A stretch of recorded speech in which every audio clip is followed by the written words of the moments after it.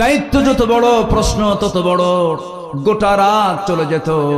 ওমর রাদিয়াল্লাহু আনহু তার শাসনামলে যে কত বছর, যে কয় বছর তিনি শাসন করেছেন, একটা রাত তিনি কখনো আরামে বিছানায় তিনি পিঠ লাগাতে পারেন নাই। ক্ষমতা যখন পেয়েছেন আমানত মনে করেছেন, ক্ষমতা যখন পেয়েছেন সেই দিন থেকে শুরু করে নিয়ে মৃত্যুর দিন পর্যন্ত চুল পরিমাণ আরাম তিনি ভোগ করতে পারেন নাই। শুকায় শুকায় যাচ্ছিলেন। প্রশ্ন করা হলো, ওমর আপনি শুকায় যাচ্ছেন, আপনি একটু স্বাস্থ্যের দিকে সচেতন হওয়া দরকার। ওমরে ফারুক কেঁদে কেঁদে বলছেন, তোমরা আমাকে এমন দায়িত্ব দিয়েছে, এই দায়িত্ব আমাকে ঘুম থেকে হারাম করে দিয়েছে। আমি রাতে ঘুমাতে পারি না। জনগণকে না দেখলে, জনগণের দুঃখ দুর্দশা নিজের চোখে না অবলোকন করলে বুঝতে পারি না। ছোট্ট একটা কথা মনে পড়লো, একটা ছোট্ট রাতের কথা, এক রাতের কথা একটু বলি বলি বলি। ছোট্ট একটা রাতে এশার নামাজ হয়ে গেল। বউকে ডাক দিয়ে বলছেন, বউ আমার এশার নামাজ জামাত আদায় করলাম, নামাজ পড়ায় আসলাম, শাসকরা নামাজ পড়াবে না পড়বে? বলেন, শাসকরা নামাজ পড়বে না পড়াবে? আর আমার দেশে কি করে? পড়ে? পড়েও না। এই তো লাইনে আসছে। পড়ানো তো দূরের কথা, পড়েও খালি বিড়ি খায়। কি খায়? বিড়ি খায়। বিড়ি টানে। বিড়ি টানার ছবি আছে না নাই? আস্তে করে আছে না নাই? হুক্কা টানার ছবি আছে, হুক্কা। মোষ হয়া মোষ দিয়ে নেতা হওয়া যায় না। কি মোষের মোষ রে বাবা, 2.5 ইঞ্চি মোটা হাইব্রিড জাতের মোষ। এমন নেতৃত্ব আমরা মানতে চাই না। আমরা নেতৃত্ব মানতে চাই মোষওয়ালা না দাড়িওয়ালা। দাড়িওয়ালা। দাড়িওয়ালা নেতৃত্ব দিয়েছেন মুহাম্মদ সাল্লাল্লাহু আলাইহি ওয়াসাল্লাম। সূরাতও থাকতে হবে, সিরাতও থাকতে হবে। সূরাতও থাকতে হবে, সিরাত, দর্শনও থাকতে হবে, গুণও থাকতে হবে। আল্লাহু আকবার বলেন। সাইয়েদনা ওমর ফারুক রাদিয়াল্লাহু আনহু তিনি এশার নামাজ পড়ালেন। নামাজ পড়ে স্ত্রীর কাছে এসে বলছেন, স্ত্রী তুমি তোমার বিশাল দায়িত্ব পালন করো। আমি কাউকে ভয় পাই না, দুনিয়াতে কোনো মানুষকে ভয় পাই না, খালি তোমারে ভয় পাই। বউরে ভয় পান না? এখন আস্তে আস্তে এই বউকে ভয় পান না? হ্যাঁ, তো সংসার হবে না তো। আমি তো ভয় পাই। বউকে না ভয় পেলে সংসার করবেন কেমন? বউকে ভয় পেতে হবে, কারণ বউ যদি কিয়ামতের দিন আপনার বিরুদ্ধে দাঁড়ায়, আপনি জান্নাত পাবেন না। তো দেখেন, এখন আবার ঠিক হয়, ঠিক কিনা বলেন? বউ যদি কিয়ামতের দিন যদি আমার আপনার বিরুদ্ধে দাঁড়িয়ে যায়, আপনার বউ আপনার বিরুদ্ধে, আমার বউ আমার বিরুদ্ধে যদি দাঁড়িয়ে যায়, উপায় নাই। রাসূল বলেছেন, যে স্ত্রী বলবে আমার স্বামী ভালো, আল্লাহ বলছেন সেই বান্দা আমার কাছে ভালো। আল্লাহু আকবার বলেন। তাহলে বলেন, বউয়ের যত্ন নেওয়ার দরকার আগে না পরে? আস্তে আগে না পরে? পিছন দিয়া? পিছন দিয়া না মোহাব্বত কইরা? অন্যের বউ না নিজের বউ? এটা যেন মনে থাকে। আবার সাইয়েদনা ওমর ফারুকের কাছে একজন আসছে বিচার নিয়ে। বিচার নেওয়ার জন্য আসছে। বসে আছে হলো বাহিরের ঘরে, এটাকে বলে কাছারি ঘর। এলাকায় কি করে? কাছারি ঘর বলে তো না? ওয়েটিং রুম যেটা। বসে আছে বৈঠকখানা। কিন্তু সাইয়েদনা ওমর ফারুক বের হচ্ছেন না। অনেকক্ষণ ধরে ওই লোকটা মানে তার বিচার প্রার্থী হয়ে সে দাঁড়ায় আছে, আসলেই তার বিচারের কথাটা শোনাবেন। কিন্তু উনি গেছেন যে বিচার নেই, সেই বিচারটা হলো স্বামীর সাথে তার বইয়ের গন্ডগোল। ওই লোকটার সঙ্গে তার বইয়ের গন্ডগোল, এটা মেটাতে হবে। যাইয়া দেখেন দীর্ঘ সময় ধরে ওমর ফারুক রাদিয়াল্লাহু আনহুর সাথে তার স্ত্রীর গন্ডগোল, মানে বাকবিতণ্ডা চলতেছে, চরম বাকযুদ্ধ চলতেছে। উনি ভাবলেন যে বিষয় নিয়ে আমি আসলাম বিচার প্রার্থী হয়ে ওমরের কাছে, সেই সমস্যা তার ঘরের মধ্যে, উনি আর কি বিচার করবেন? এই দৃশ্য দেখে উনি আর প্রশ্ন তুললেনই না। উনি না প্রশ্ন করি না বিচার প্রার্থী হয়ে উনি চলে যাচ্ছেন বাড়ির দিকে। পিছন থেকে ডাক দিয়ে, এই তুমি কেন আসছো? কিছুই তো বললা না, এমনি চলে যাচ্ছ কেন? যে সমস্যা নিয়ে আসছিলাম আপনার কাছে, সেই সমস্যা দেখে আপনার ঘরের মধ্যে ঢুকছে কেন? কি হয়েছে? কামার বউয়ের সঙ্গে আমার গন্ডগোল মিটাবেন আপনি? আপনি বিচারক, আপনার বউয়ের সঙ্গে আপনার গন্ডগোল আপনি কি মিটাবেন? সাইয়েদনা ওমর ফারুক বললেন, ভাইজান এদিকে আসো। আমি ওমর, আমার নাম শুনলে রোম পারস্য থরথর করে কাঁপে। আমি ওমর, আমি যে রাস্তা দিয়ে যাই শয়তান সে রাস্তা দিয়ে যায় না। সেই ওমর এত ভয়ঙ্কর ওমর, সাহসী ওমর। তোমরা জানো সে ওমরের সামনে ওমরের বউ এত কিছু বললো, ওমর কিছু কইছে না, তুমিও কিছু কইও না, যাও। তাহলে বউকে কি ভয় করার দরকার আছে? দেখেন এখন আবার ঠিক হয়েছে, আছে, ম্যানেজ করতে হবে।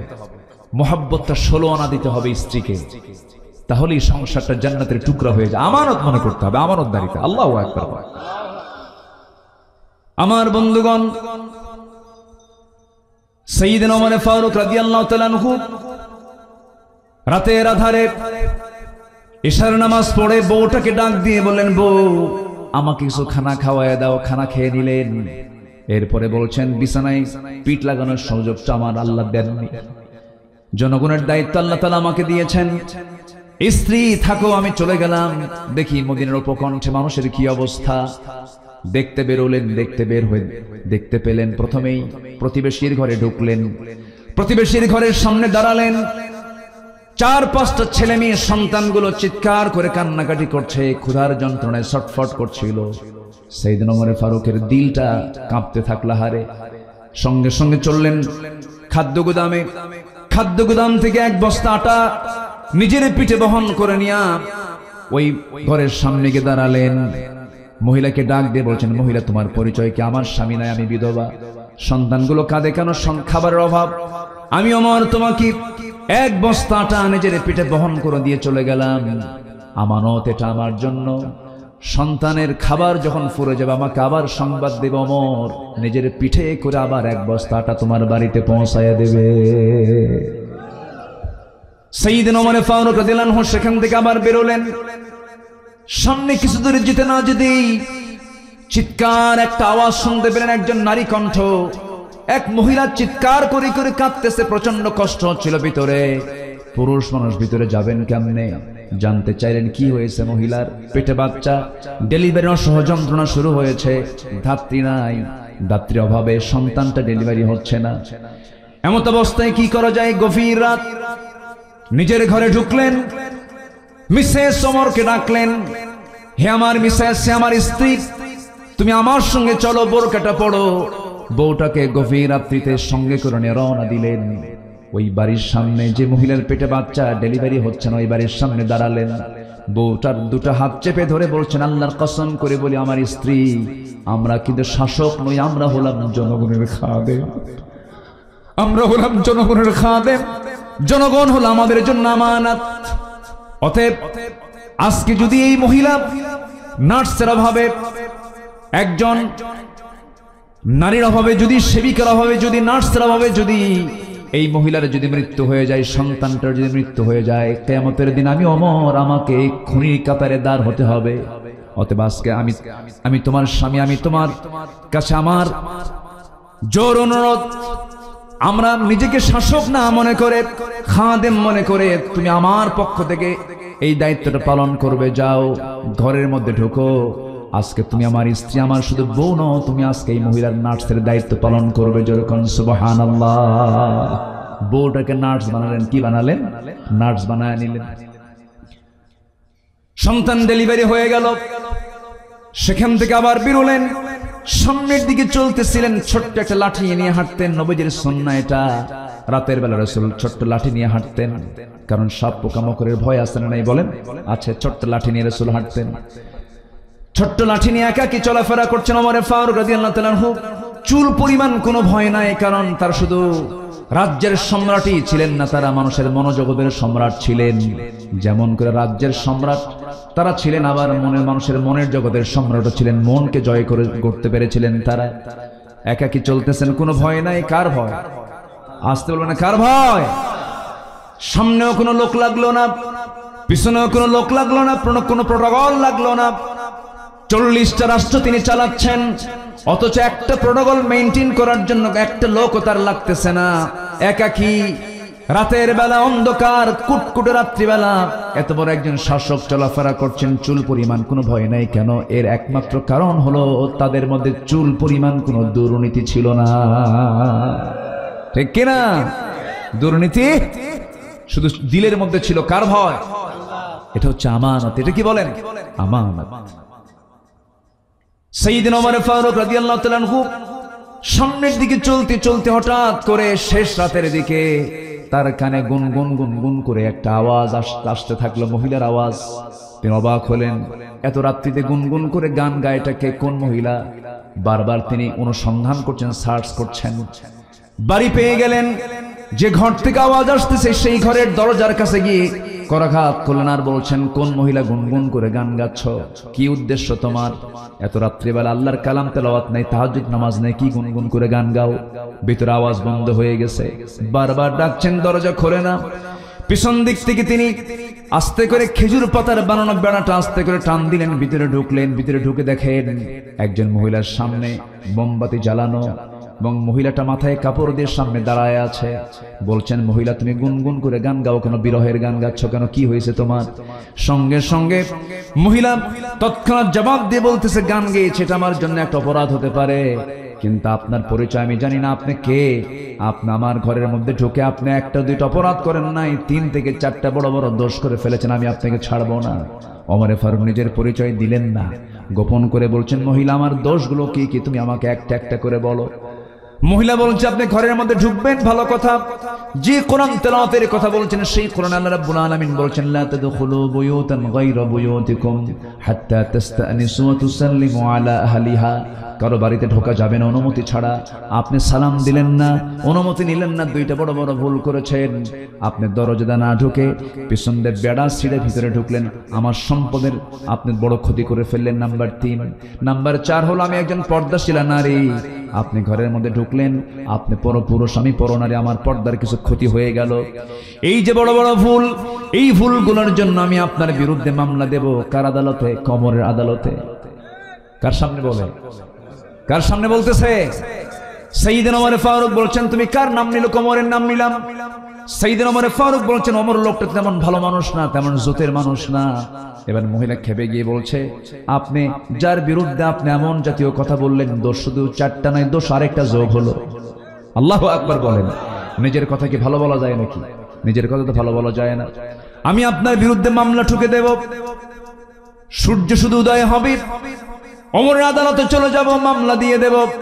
সাইয়েদনা ওমর ফারুক বলছেন, ঠিক আছে মামলা দিবা, ভালো কথা। আমার একটা প্রশ্ন। কি প্রশ্ন? সেই প্রশ্ন হলো, তুমি যে রাতের বেলা গুনগুন করে পর পুরুষকে পাওয়ার, একটা পুরুষকে পাওয়ার জন্য তুমি গুনগুন করে গান গাচ্ছ, এর হেতুটাকে, কারণটাকে কি হয়েছে তোমার বলো? কি 3 মাস আগে বিয়ে হলো আমার, 3 থেকে 4 রাত আমি আমার স্বামীকে পেয়েছিলাম, আমার ভরা যৌবন আজকে 3 মাস গত হতে চলছে, প্রায় 4 মাস গত হতে চলছে। আমার স্বামীকেই রাষ্ট্রের রাষ্ট্রপতি ওমর ফারুকের লোকজন সীমান্ত প্রহরায় তাকে নিয়োগ দিয়েছে, সে চলে গেছে চাকরি করার জন্য। আজকে 4 মাস গত হতে চললো, আমার স্বামীর কোনো খবর নাই। আমার স্বামী কোথায় আছে, কি অবস্থায় আছে আমি জানি না। রাত্রেবেলা গভীর রাতে এসে নামাজ পড়ে ঘুমিয়ে পড়েছি, ঘুমার ধরে না, স্বামীর জন্য বারবার আমি ব্যাকুল হয়ে পড়ছি। কোন পরপুরুষকে নয়, আমার বৈধ স্বামীকে কাছে পাবার জন্য আমি বারবার বিরহের গুনগুন করে গান গাচ্ছি। ওমর ফারুক মনে মনে চিন্তা করছেন, দোষ তো আরেকটা যোগ হয়ে গেল। জোরে কান সুবহানাল্লাহ, আরো জোরে কান সুবহানাল্লাহ। শাসক জনগণ থেকে দূরে থাকবে না কাছে থাকবে? জনগণ এবং শাসকের দূরত্ব হবে বেশি না দূরত্ব থাকবে না? দূরত্ব থাকা যাবে না, একদম কাছাকাছি অঙ্গাঙ্গি হবে, থাকতে হবে। এটাই হচ্ছে আমানতদারিতা, ঠিক কিনা? আলোচনা শুনতে রাজি আছেন তো সবাই নাকি? কারো কোনো কষ্ট নেই? জোরে বলি ইনশাআল্লাহ। আমার নবীর কয়টা গুণ শিখবো আজকে আমরা? চলতেছে কয় নাম্বার? আরো আছে কয়টা? তাহলে ফজর, ফজর কি সময় দিচ্ছেন আমাকে? আরো জোরে বলি ইনশাআল্লাহ। আল্লাহ রাব্বুল আলামিন আমানতদারিতার ব্যাপারে বলছেন, ইন্নাল্লাহা ইয়া'মুরুকুম আন তু'আদ্দুল আমানাতি ইলা আহলিহা ওয়া ইযা হাকামতুম বাইনান নাসি আন তাহকুমু বিল আদল ইন্নাল্লাহা নি'ম্মা ইয়া'ইযুকুম বিহি। জোরে বলুন আল্লাহু আকবার। সূরাতুন নিসা আয়াত নম্বর 58। আল্লাহ রাব্বুল আলামিন আমানতদারিতার ব্যাপারে অর্ডার দিয়েছেন, তোমরা আমানতটাকে পূর্ণ করো, খেয়ানত করো না। কারণ যারা আমানতদারিতা নাই তার ঈমান আজ তার ঈমান নাই। আল্লাহ রাব্বুল আলামিন ঈমানদারের যত গুণ বলেছেন, যত জায়গায় গুণের কথা বলেছেন, সেখানে আমানতের কথা বলেছেন। এক জায়গায় বলছেন ওয়াল্লাযীনা হুম লিআমানাতিহিম ওয়া আহদিহিম রাউন ওয়াল্লাযীনা হুম আলা সালাওয়াতিহিম ইউহাফিযুন উলাইকা হুমুল ওয়ারিসুন الذين يرثون الفردوس هم فيها খালিদুন। জোরে বলুন আল্লাহু আকবার। নাম্বার 3 হলো নবীজির বড় গুণ ছিল, তিনি ছিলেন ধৈর্যশীল।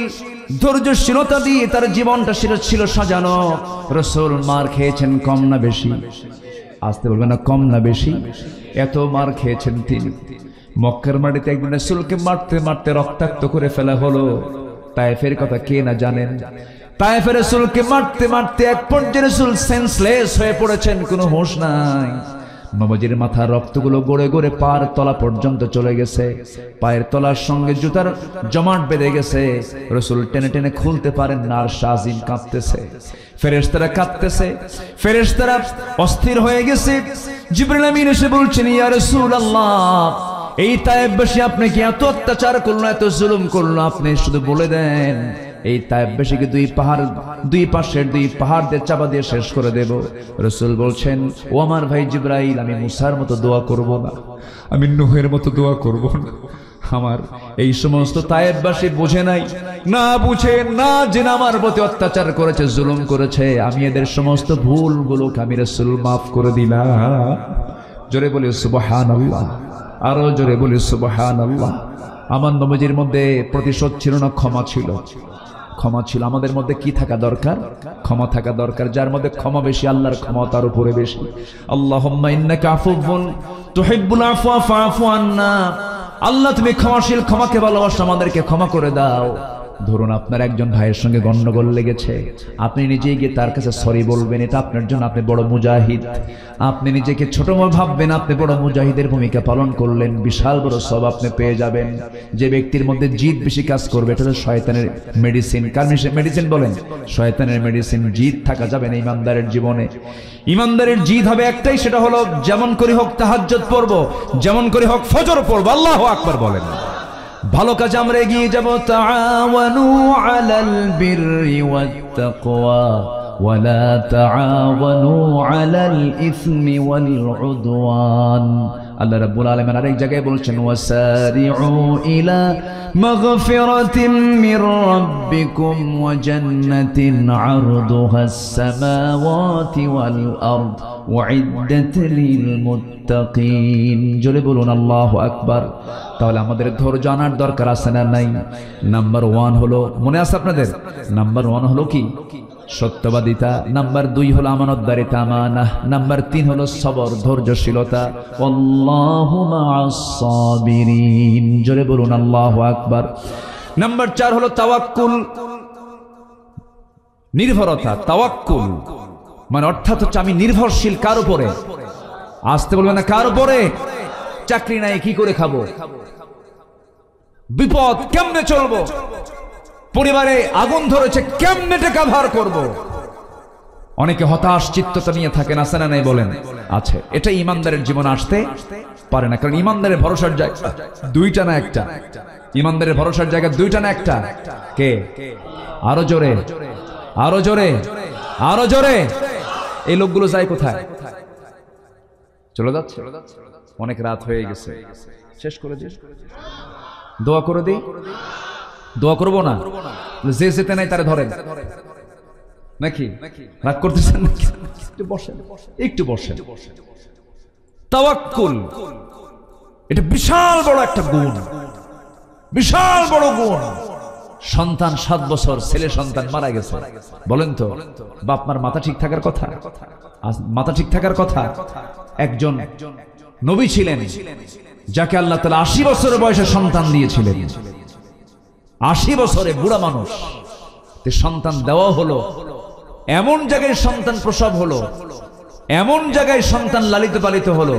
এই পৃথিবীতে হারামের ভিতরে, কাবার ভিতরের বাসিন্দা ছিলেন একজন নারী, তিনি হচ্ছেন হাজরা আলাইহিস সালাতু ওয়াস সালাম। যেরকম সুবহানাল্লাহ। সন্তান হলো, 7 বছর বয়স হলো, একটু বোঝা, একটু টান, একটু ডাক দেওয়া শুরু হলো। আল্লাহ বলেন, ইব্রাহিম আমি তো সিদ্ধান্ত নিয়েছি ওরে জব করতে হবে, কোরবানি করতে, ইন্নী আরা ফিল মানামি আন্নী আযবাহুক, জব করতে হবে। উনি কি আল্লাহর উপরে ভরসা ছেড়েছিলেন? ভরসা ছেড়েছিলেন না। যে অবস্থায় থাকে না কেন, ইব্রাহিমের সেই বিশাল পরীক্ষা, আগুনের পরীক্ষা, সন্তানের পরীক্ষা, পারিবারিক পরীক্ষা, রাষ্ট্রীয় পরীক্ষা, সব পরীক্ষায় ভরসা করেছেন কার উপরে? আসতে বলবেন না, কার উপরে? এক একটা পয়েন্টের উপরে একটা বিশাল লম্বা আলোচনা হয়ে যেত, সময় তো খুব অল্প, এবং ধৈর্যের বাঁধও ভেঙে যাচ্ছে। ওয়াজ হচ্ছে ধৈর্যের, এইদিকে মারতেছে দৌড়। তাহলে কেমন হলো বলেন? ওয়াজের সাথে তো বাস্তবতার মিল একটু কম পাচ্ছি। একটু বসেন না, একটু বসেন। আগামীতে মাহফিল যখন করবেন, প্রধান বক্তাকে উঠায় দিবেন 9:30। ঠিক আছে না? বলেন তো ঠিক আছে না? হ্যাঁ, তাহলে একটা মাহফিলের সৌন্দর্য 16 আনা ঠিক থাকে। আল্লাহ কবুল করুন, জোরে বলি আল্লাহুম্মা আমিন। নাম্বার 5 হলো ইখলাস, একনিষ্ঠতা। ইখলাস যদি না ঠিক থাকে, তার কোনো আমল কবুল করবেন না কে? আজ কবুল করবেন না কে? আমি সহজ, আমি নামাজ না পড়লে কেমন হয়, এটা কি ইখলাস হলো? এটা কি ইখলাস হলো? আমি সভাপতি হই আর আমি ওই মসজিদের একজন মুসল্লি হই, নামাজ পড়বো কার জন্য? এটা হচ্ছে ইখলাস। আল্লাহ রাব্বুল আলামিন বলেন, ওয়ামা উমিরু ইল্লা লিয়াবুদুল্লাহা মুখলিসিনা লাহুদ্দিন। এবং তাওয়াক্কুলের ব্যাপারে আল্লাহ রাব্বুল আলামিন বলছেন, ওয়ামাইয়াতাওয়াক্কাল আলাল্লাহ ফাহুয়া হাসবুহ। যে ব্যক্তি আমার উপরে ভরসা করে, আমি তার জন্য আমি নিজেই যথেষ্ট হয়ে যাই। যেরকম সুবহানাল্লাহ। যখন কোনো বান্দা আল্লাহর দিকে 1 হাত আগায়, আল্লাহ তার দিকে 10 হাত আগান। যে বান্দা আল্লাহর দিকে হেঁটে হেঁটে আসে, আল্লাহ তার দিকে দৌড়া দৌড়া যান। আল্লাহ বলছেন, বান্দার তুই আমার দিকে হেঁটে হেঁটে আসবি, আমি তোর দিকে দৌড়া দৌড়া যাব। বান্দা, আমি তোর জন্য 1টা নয়, 2টা নয়, 8টা জান্নাত বানায় রেখে দিয়েছি।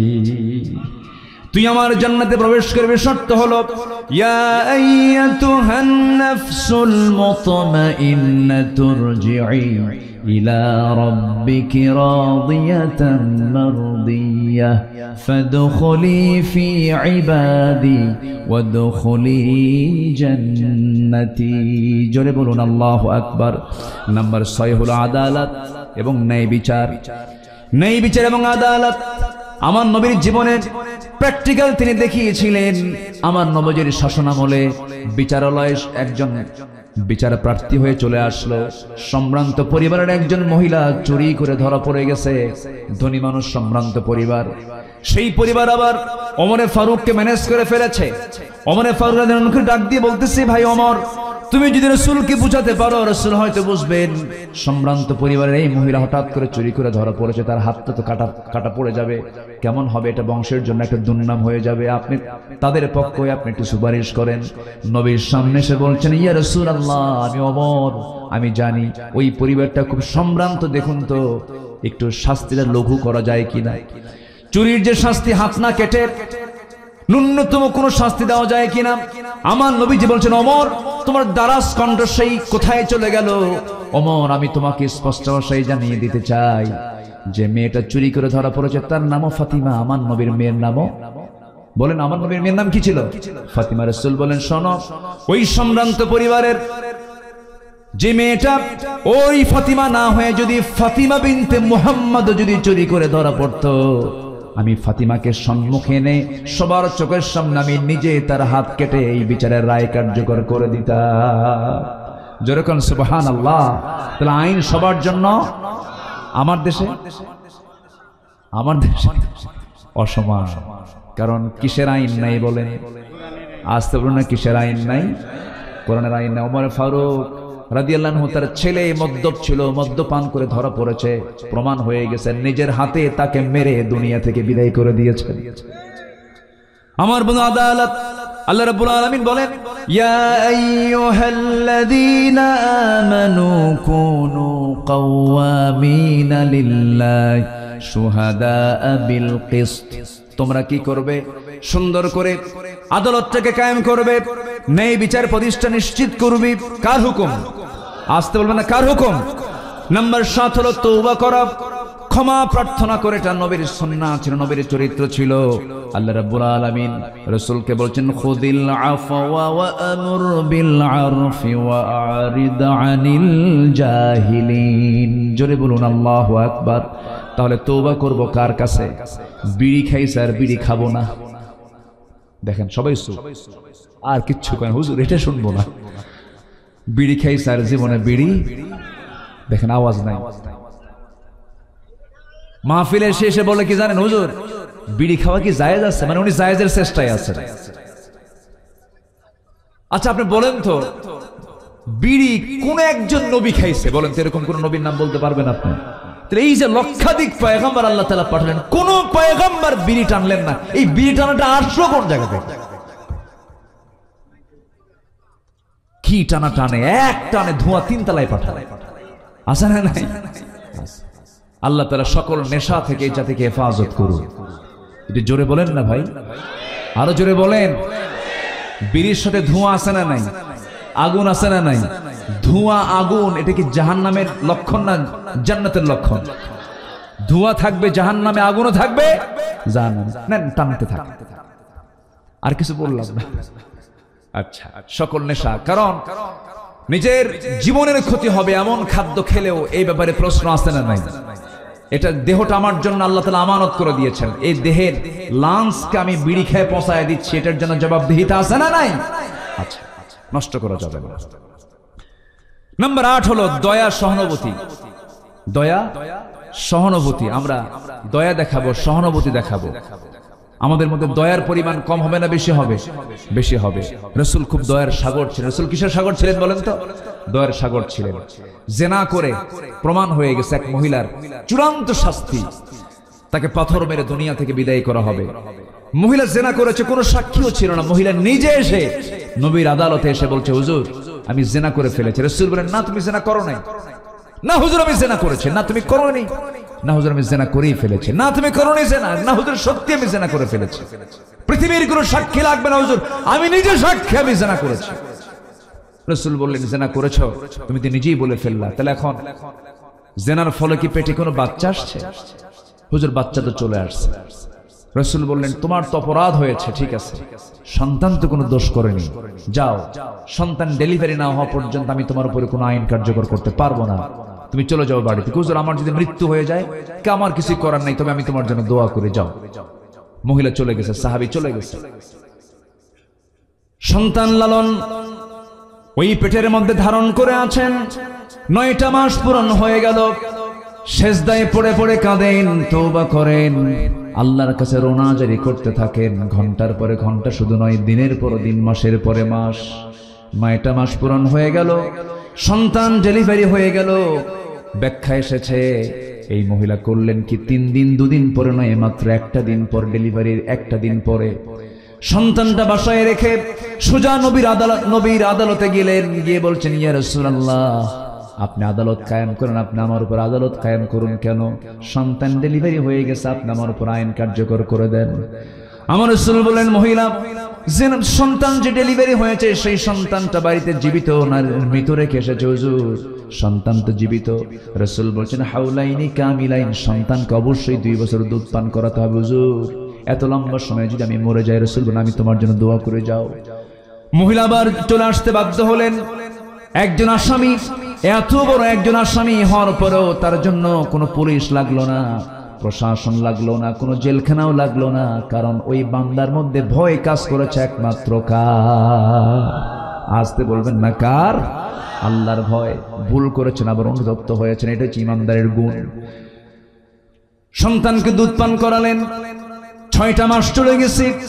6টা মাসের মধ্য দিয়ে সন্তানকে টোটালি দুধের অভ্যাস বন্ধ করে অন্য খাবারের প্র্যাকটিস গড়ে তুলে এবারে 3য়বারের মতো মহিলা সন্তানটাকে কোলের মধ্যে করে নিয়ে নবীর সামনে হাজির হয়ে বলছেন হুজুর আজকে সন্তান সহ চলে আসছি। এই যে সন্তান দেখতে পাচ্ছেন, এই সন্তানটা আর আমার বুকের দুধ খাওয়ার প্রয়োজন হবে না, অন্য খাবার খাওয়া শিখেছে। আর দেরি করবেন না হুজুর, 3য়বারের মতো আপনার আদালতে হাজির হলাম, আপনি আজকে আমার উপরে শাস্তি কার্যকর করে দেন। আমার নবীজি বলছেন ও মহিলা সন্তানটা আমার হাতে তুলে দাও। সন্তান নবী তার হাতের মধ্যে উঠায় নিলেন, উঁচু করে ধরলেন এবং বলছেন ও সাহাবীরা এই যে সন্তানটা আমার হাতে দেখতে পাচ্ছ, এই সন্তানের লালন পালনের দায়িত্ব যে বান্দা গ্রহণ করবে, আমি রাসূল ওয়াদা করছি সেই বান্দার সাথে আমি জান্নাতের মধ্যে 2 নখের দূরত্ব অবস্থান করব। জোরে বলে সুবহানাল্লাহ।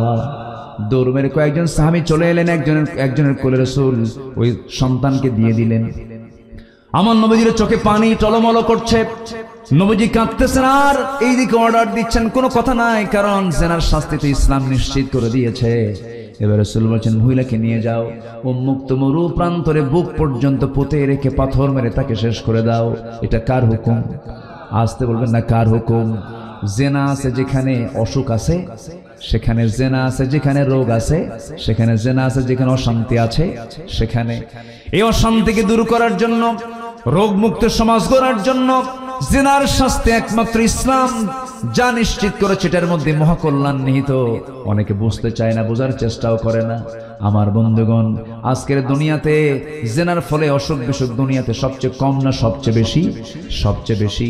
গোটা দুনিয়াতে মানুষ আজকে রোগী হয়ে গেছে, একমাত্র মূল কারণ হলো অবাধ যৌনাচারের কারণে, নিয়ন্ত্রণহীন যৌনাচারের কারণে, ইসলাম অনুশাসন না মেনে চলার কারণে।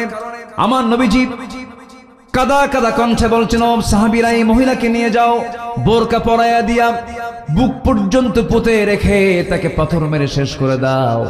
যখন পাথর মারা হচ্ছিল, আমার নবীজির কানে সংবাদটা চলে আসছে, ওই সাহাবী, ওই মহিলা পাথরের আঘাত সহ্য করতে না পেরে গর্ত থেকে উঠে এক পর্যায়ে দৌড় মারা শুরু করেছিলেন। আবার সাহাবীরা তাকে ধরে এনে বুক পর্যন্ত পুঁতে রেখে পাথর মেরে তাকে শেষ করে দেওয়া হলো। শেষ করে ফেললেন সাহাবে কেরাম। সাইয়েদনা আলী রাদিয়াল্লাহু আনহু নবীর সামনে দাঁড়িয়ে বলছেন, ইয়া রাসূলুল্লাহ, ওই মহিলাকে যখন পাথর মারছিলাম, ওই মহিলার শরীর থেকে ছিটকে সে কিছু নাপাক রক্ত আমার গায়ে এসে লাগলো। নাসিকা কুঞ্চিত করলেন, নাক শিকায় তুলে তাকে লানত করছিলেন। রাসূল কাদা কাদা কণ্ঠে বলছেন, আলী, কোন মহিলার রক্তকে নাপাক রক্ত বলো? তুমি কি জানো ওই মহিলার রক্ত জমিনে স্পর্শ করার পূর্বে আল্লাহ তাআলা তাকে জান্নাতের মেহমান বানায় নিয়েছেন, আল্লাহ তাকে মাফ করে দিয়েছেন। আবার একজন সংবাদ নিয়ে এনে বলল, হুজুর, আমরা ওই মহিলাকে যখন পাথর মারছিলাম সহ্য করতে না পেরে সঙ্গে সঙ্গে সে উঠে দাঁড়িয়েছিল, সেই গর্ত থেকে উঠে সে দৌড় মারতেছিল। রাসূল আবেগ আপ্লুত হয়ে বললেন, তোমরা তাকে কেন ছেড়ে দিলা না? তোমরা তাকে কেন ছেড়ে দিলা না? যদিও এটা শরীয়ত সম্মত কথা নয়, কিন্তু মানবতার জন্য, দয়ার সাগর যে তিনি, দয়া দেখিয়ে তিনি এই কথা বলে ফেলেছেন। আমার বন্ধুগণ, এটাই ছিল দয়া, এই নম্রতা, এই ভদ্রতা আমার নবীর ভিতরে ছিল। আমার নবীজি বলছেন, ও সাহাবীরা, এই মহিলাকে জানাজার আয়োজন করো, জানাজা কেউ পড়াবে না। এই মহিলার জানাজার দায়িত্ব আমি রাসূল নিজে গ্রহণ করলাম। জানাজায় রাসূল দাঁড়ায় গেলেন। রাসূল জানাজা শেষ করে বললেন, সাহাবীরা, এই মহিলা জীবনের শেষ সময় পর্যন্ত যে পরিমাণ তওবা করেছে, যে পরিমাণ চোখের পানি ফেলে ফেলে কেঁদেছে, আল্লাহর প্রতি যে পরিমাণ ইখলাসের সাথে ব্যাক করেছে, আল্লাহ তাআলা তার সকল গুনাহ তো মাফ করে দিয়েছেন। এই মহিলার তওবা যদি এই মদিনার 70 জন গুনাহগারদের মাঝে যদি বন্টন করা হতো, 70 জন গুনাহগারকে মাফ করে আল্লাহ রাব্বুল আলামিন তাদের 70 জনকে জান্নাত দিয়ে দিতেন। তাহলে আমাদের ভালো হওয়ার সুযোগ আছে না নাই? আসতে বলবেন না, আছে না নাই? সেই সুযোগটা হলো তওবা। সেই সুযোগটা কি? তওবা। যে বান্দার মধ্যে তওবা থাকবে, সেই বান্দার মধ্যে দয়া থাকবে, সহানুভূতি থাকবে, নম্রতা থাকবে, ভদ্রতা থাকবে।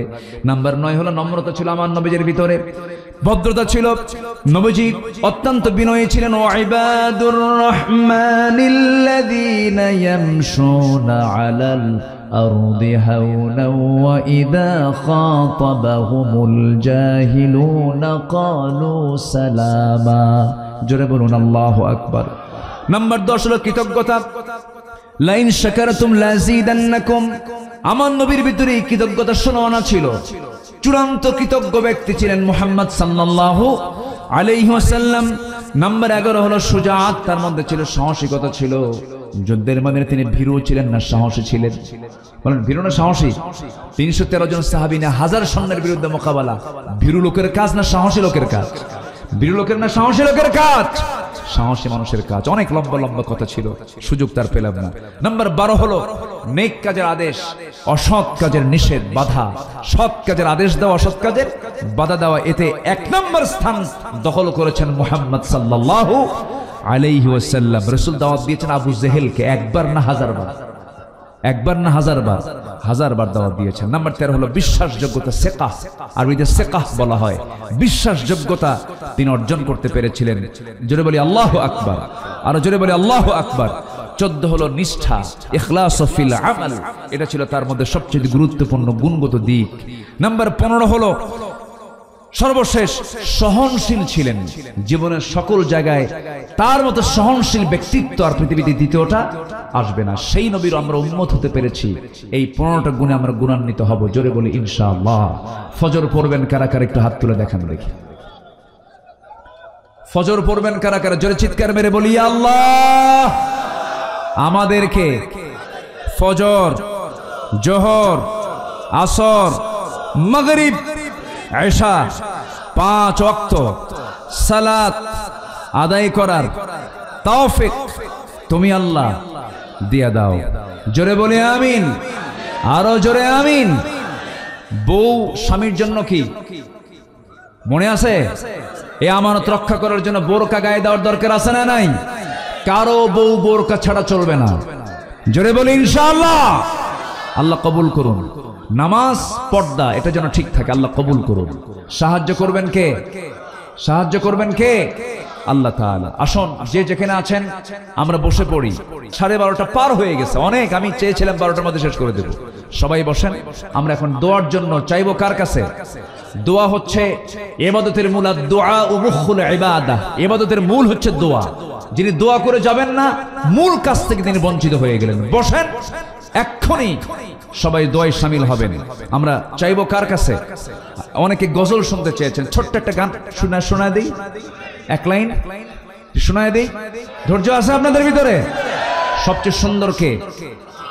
সবচেয়ে সুন্দর কে? দুনিয়া সুন্দর, মানুষ সুন্দর, আসমান সুন্দর, জমিন সুন্দর, সুন্দরে সুন্দরে পাল্লা। জানি না কত সুন্দর তুমি আল্লাহ, জানি না কত সুন্দর তুমি আল্লাহ। সবচেয়ে সুন্দর কে? ঝর্ণা ছোটে চলে কে বেকে, পৃথিবীর পটে কত ছবি এঁকে। ঝর্ণা ছোটে চলে কে বেকে, পৃথিবীর পটে কত ছবি এঁকে। নদীর কলতানে সাগরের গর্জনে, নদীর কলতানে সাগরের গর্জনে, ঢেউয়ে ঢেউয়ে দেয় পাল্লা। জানি না কত সুন্দর তুমি আল্লাহ, জানি না কত সুন্দর তুমি আল্লাহ। বাগানে ফুটে ফুল রাশি রাশি, রাতেরই তারা ভরা চাঁদের হাসি। ঠিক কিনা? বাগানে ফুটে ফুল রাশি রাশি, রাতেরই তারা ভরা চাঁদের হাসি। গুনগুন গানে ডেকে মৌমাছি মধু চাকে, ফুলে ফুলে করে হল্লা। জানি না কত সুন্দর তুমি আল্লাহ, জানি না কত সুন্দর তুমি আল্লাহ।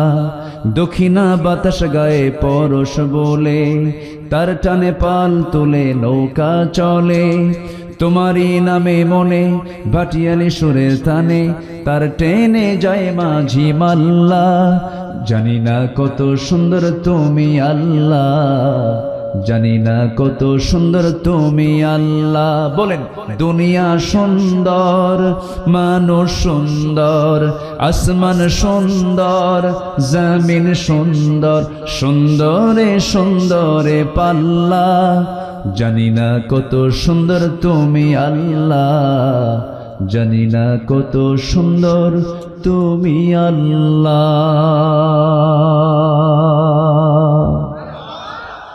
সে আল্লাহকে আমরা দেখতে চাই না? কোথায় যেতে হবে তাহলে?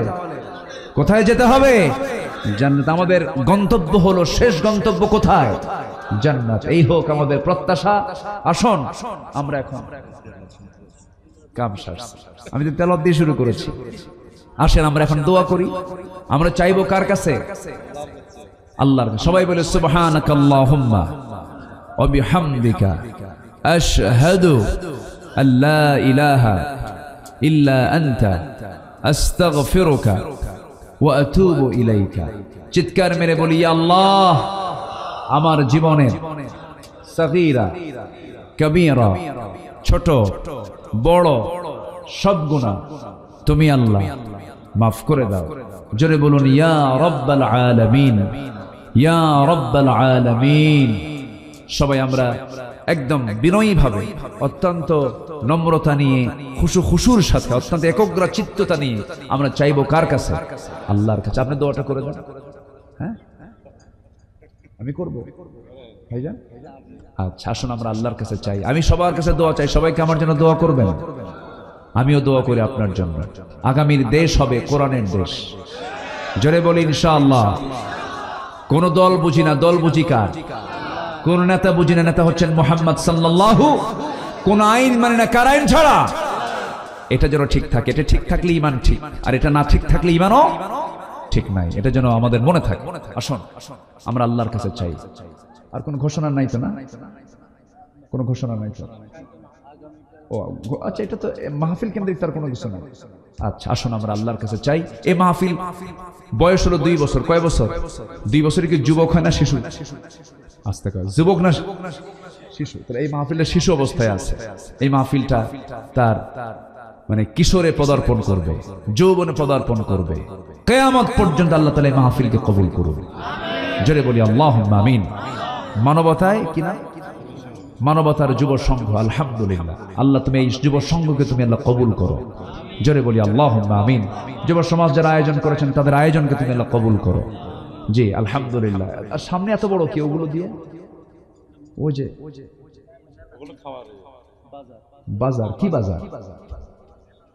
মানে কসমেটিক্স আছে নাকি? কসমেটিক্সও আছে। কসমেটিক্স কিনতে যায় কারা, পুরুষ না মহিলা? ও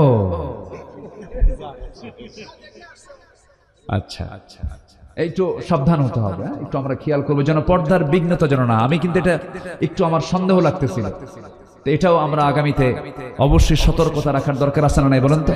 আচ্ছা, যে কোনো কাজ করতে হবে ফ্রেশ। কি কাজ? ফ্রেশ। ফ্রেশ কাজ যেন হয়, যেন পর্দা লঙ্ঘিত হয় এমন কোনো কাজের সুযোগ দেওয়া যাবে না। জি, আসুন আমরা আল্লাহর কাছে চাবো। আল্লাহ তাআলা সবার এই খেদমতগুলোকে আল্লাহ তাআলা কবুল করুন। আল্লাহুম্মা আমিন। রব্বানা যালামনা أنفسنا وإن لم تغفر لنا وترحمنا لنكونن من الخاسرين لا تزغ قلوبنا بعد إذ هديتنا وهب لنا من لدنك رحمة إنك أنت الوهاب। গভীর রাত, নিঝুম রাত, যেমন রাত্রিতে খোলা আকাশের নিচে হাজার হাজার মুসলমান নরনারী নিয়ে তোমার কালামের 2-3টা আয়াতকে সামনে রেখে তোমার নবীজির সীমাহীন চরিত্র থেকে সামান্য কিছু কথা, সামান্য কিছু জীবনী নিয়ে তার চারিত্রিক দিক নিয়ে কিছু কথা বলেছি। আলোচনা শেষান্তে সে কাঙ্গাল ফিকিরের মতো 2টা হাত ভিক্ষুকের মতো পেতে আছে। আল্লাহ, গুনার দিকে নজর দিও না। বান্দা মনে করে তামাম জিন্দেগীর সমস্ত গুনাহগুলোকে মেহেরবানি করে মাফ করে দাও। জনম দুঃখিনী মা, জনম দুঃখী বাপ যান যারা দুনিয়া থেকে বিদায় নিলেন, জিন্দেগীর গুনাহগুলো মাফ করে দাও। কবরগুলোকে জান্নাতের টুকরা বানায়া দাও। আলোচনা শেষ করে অনেকে বাড়ি ফিরে যাব। বাড়িতে ফিরে গিয়ে সব দেখবো, কিন্তু মাকে দেখতে পাবো না রে, বাবাকে দেখতে পাবো না। বাবা কবরবাসী হয়ে গেছে, মা কবরবাসী হয়ে গেছে।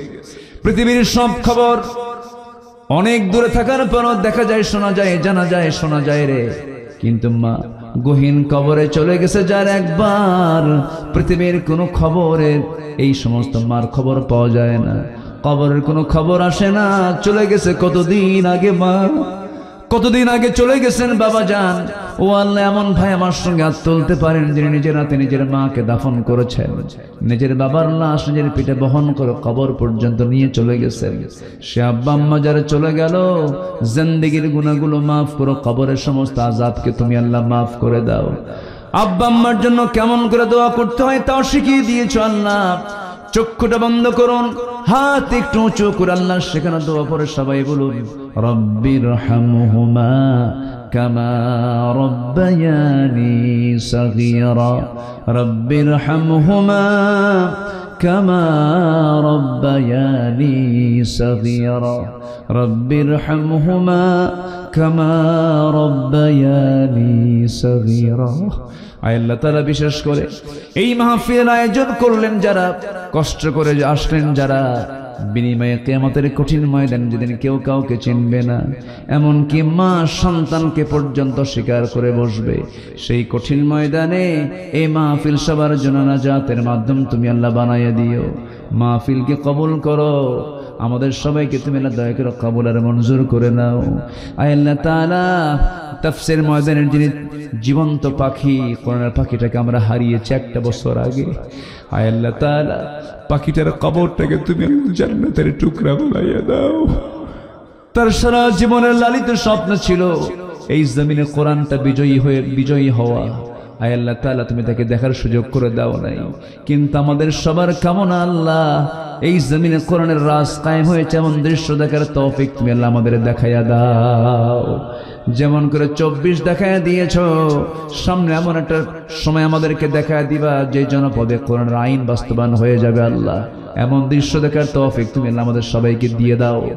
আয় আল্লাহ তাআলা, আমার ডানে, আমার বামে, আমার সামনে, আমার পিছনে যত ভাই হাত তুলেছেন, আড়ালে যত মা বোন হাত তুলেছেন, আল্লাহ যার যা চাওয়া তুমি আল্লাহ পাওয়া করে দিও, যার যে সমস্যা তুমি আল্লাহ সমাধান করে দিও, রোগাক্রান্ত রোগ মুক্ত করে দাও, ঋণগ্রস্ত ঋণ মুক্ত হওয়ার তৌফিক দিয়ে দাও।